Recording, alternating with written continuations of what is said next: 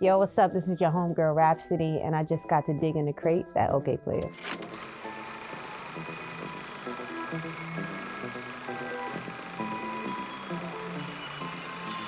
I discover new music from a lot of places. One is just friends, my friend group. We'll send each other things that we hear.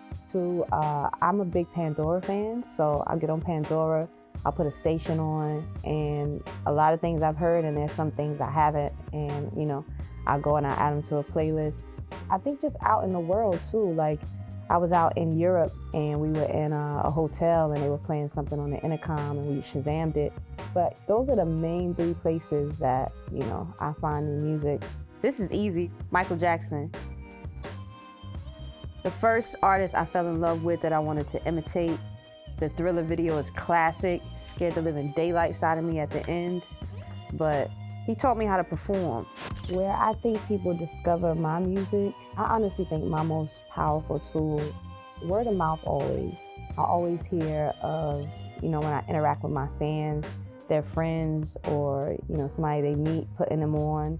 I see on Twitter, people talking like, yo, if you like that, you should listen to Rapsody. So from what I see that a lot. Two, I would say just cross promotion. Me working with different artists, whether it be Kendrick Lamar or Erykah Badu or Buddy or M.A.A.d, cross promotion has been super helpful for me. We make the music organically, but when I think about early on, a big part of the foundation of my fan base are Mac Miller fans and Kendrick Lamar fans because they were so big at the time, and me working with them, their fans come on like, I came to listen to this artist, but who is that? Now let me go down the wormhole and see what else she has because I like this verse or I like this song they have together. And it's playlisting, I know there's a generation that really thrives on playlisting and new music, and that's where you also discover a lot of music. And I'm sure, for myself too, just talking to my team, like they'll be like, yo, I don't know what you did today, but you went up 3 digits, 238% listeners, of new discovery. So that's been a powerful tool for me as well. It's my prerogative. Bobby Brown, Salt and Pepper, Belt. Oh.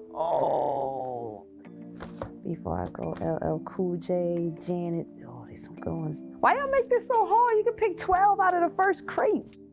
That's bananas. I grew up listening to a lot of soul music and hip hop. First it was soul. Your parents are kind of your first introduction to music.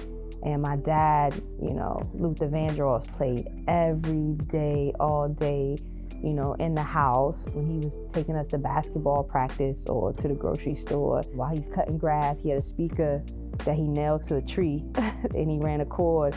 And Luther was his favorite singer of all time. So I know Luther's music front and back, Gerald and Eddie Levert, Temptations, George Michael. My mom was a huge Tina Turner fan, Patti LaBelle, so there was a lot of soul music playing in my home. That's the foundation of the music that I love. Michael Jackson played a lot in my house. He was my favorite artist.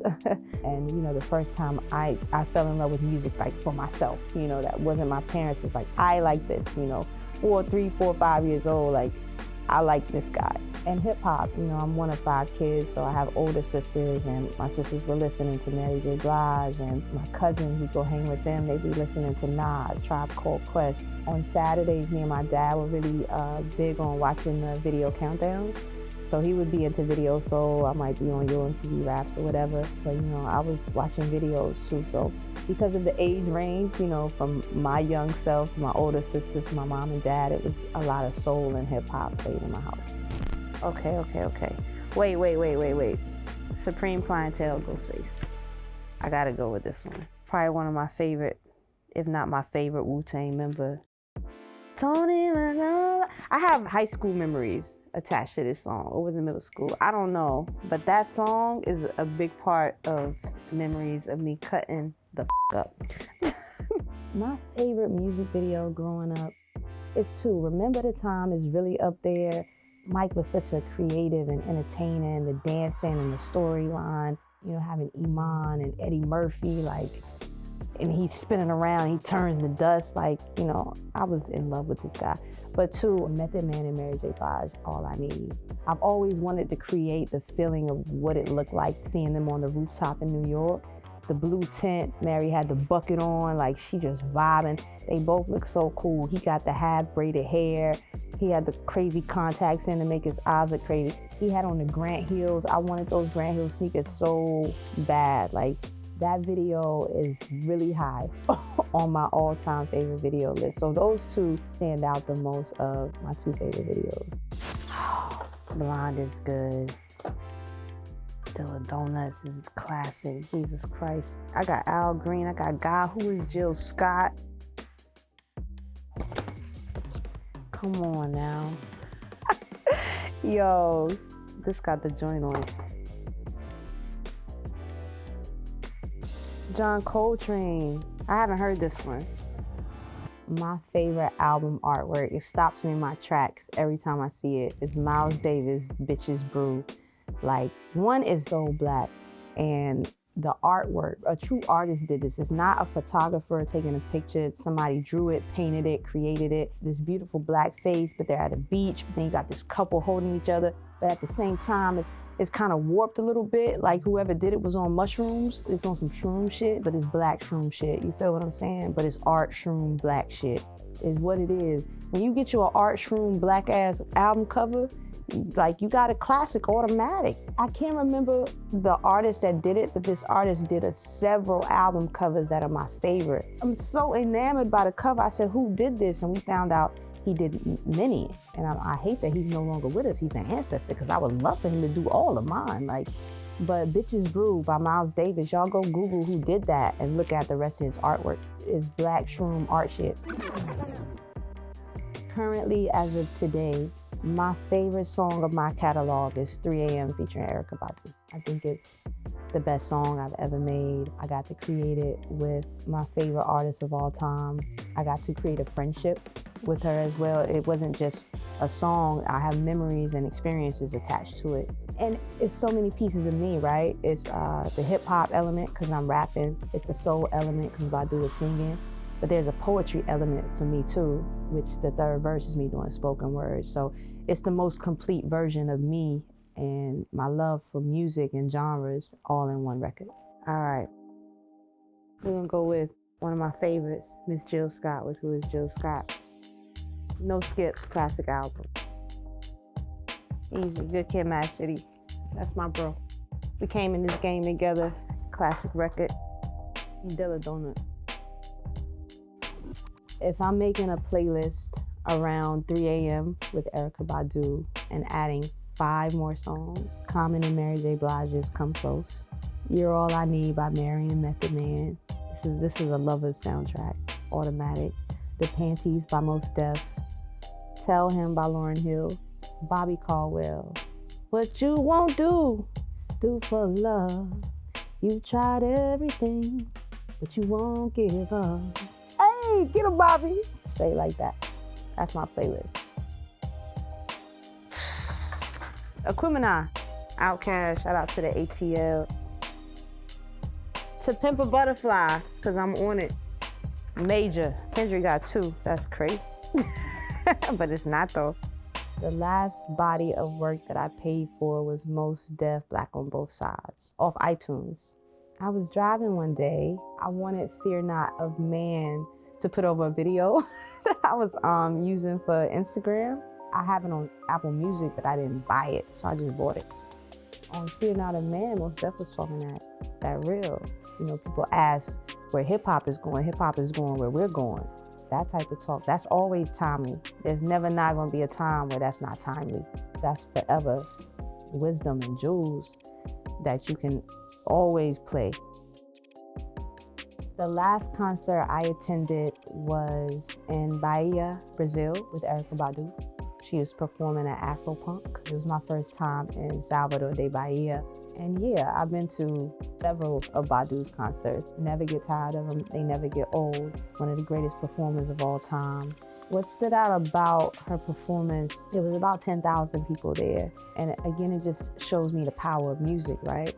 that regardless of if English is your first language, the frequency of music always transcends and touches people. And that's just the power of what we do and how we connect with people. Like one of my favorite parts of her shows, a strobe light comes down and she does this thing, it's almost like she's walking through a portal. If you've not experienced Erykah Badu live, what you doing with your life, baby?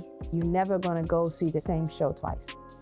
Biggie, all day, I'm an East Coast girl. What's up, Tyler? We're gonna use some India.Arie, brown skin. We'll take that too. We're gonna do some Nas, Illmatic. I can make you put your phone down. Michael Jackson's Thriller, I picked that record because, again, he was the first artist that I fell in love with.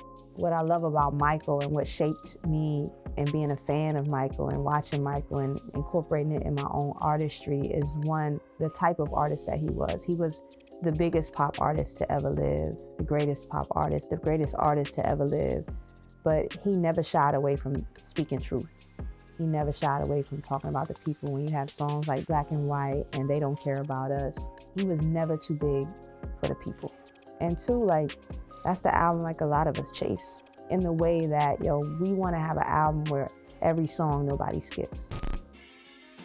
Another album, Kendrick Lamar's To Pimp a Butterfly. It was me turning the corner in my career. We came up in this same generation, became friends in this, and that's probably one of the most anticipated albums of all time. And for him to reach back out of anybody that he could have had and have this song that he heard me on. And the story goes that it was probably the last song to make the album.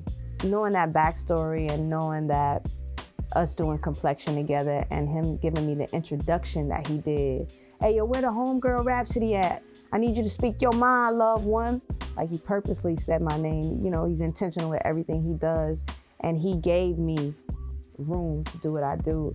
And it put so much light on me. It allowed people to see me as the artist I was. It was a big way for people to discover me. And just aside from me being a part of it, that's probably my top 3 greatest albums of all time. My honorable mention, I'm gonna pick Lauryn Hill Unplugged today. And I'm gonna pick that because in my becoming this season of my life, me working on Please Don't Cry, but me also becoming the woman that I am in this stage of life, this season had a lot to do with that album. I heard that album when it came out. I loved it when it came out. But listening to it in this maturity that I have, going through the experiences that I have, I hear that album. I heard that album in a completely different way. It was a compass for me. It was my North Star on how to reinvent yourself, how to find yourself again, how to let go, how to find joy, how to be grateful, how to unplug from the matrix and, live in your reality and not the fantasy that people try to create for you. The power of we have to continue to think for ourselves and not allow them to think for us, so that album was super, super important to me. Another guide for all of us when we need it in the season of life that we need it. So shout out to Lauryn. I'm gonna need y'all to get some Lauryn Hill records up in here. Shout out to the Soul Aquarians. Thank you for watching Diggin.